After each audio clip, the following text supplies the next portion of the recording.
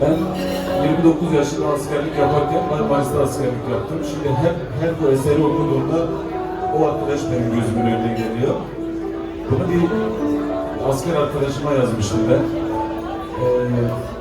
Askere geldiğinde nişanlı olarak gelmişti ama askerdeyken nişanlı sonu bırakmıştı. Ve maalesef gerçekten o birebir yaşadığım bir olay. O askerlik esnasında o psikolojik bunalıma dayanamadı ve intihar etti. Ben de öyle yazdım bu eserin ertelendiğini. Her okuduğumda hüzünlenirim. O arkadaş gözümün önüne gelir. Sana gelmiş olsa öyle.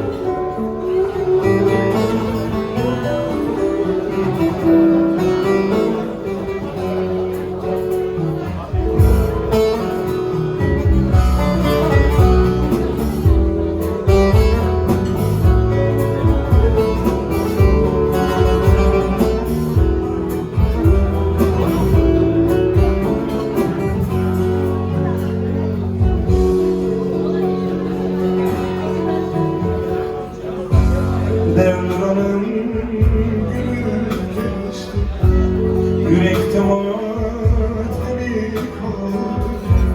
Fark etmedim etmem, yanmayan bir an kaldı. Fark etmedim etmem, yanmayan bir an kaldı.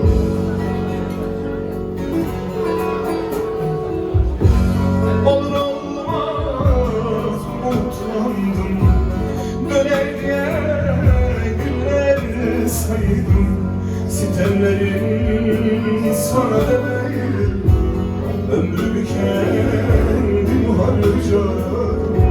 Sitemlerim sana değil, ömrümü kendim harcadım. Bilen varsa ertelendim hep yıllarca, sevdalardan, aşktan yana. Ayıma düşenler varsa yanımda uğruna. Ertelendim hep yıllarca, sevdalardan, aşktan yana. Ayıma düşenler varsa yanımda uğruna.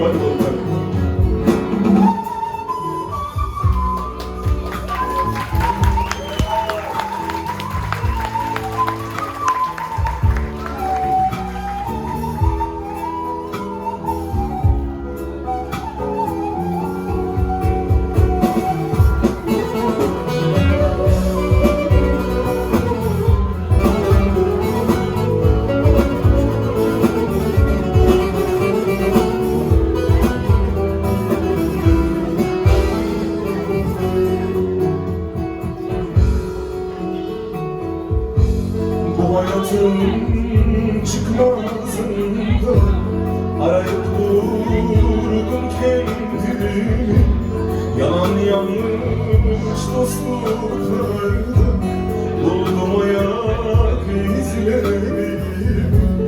Yalan yanlış dostluklarda buldum ayak izlerimi.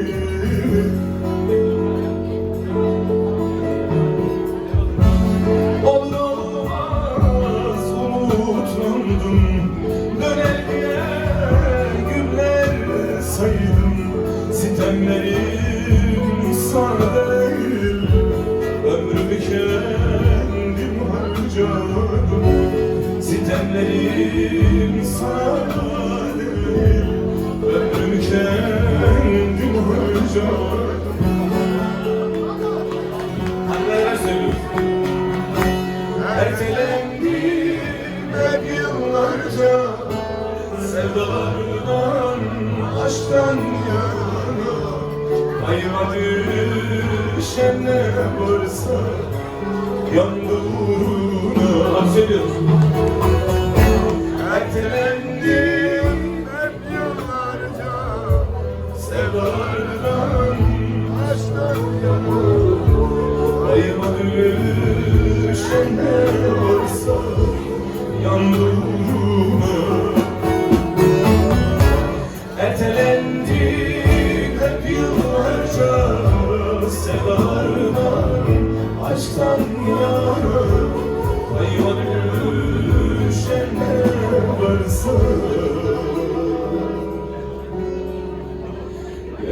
oldu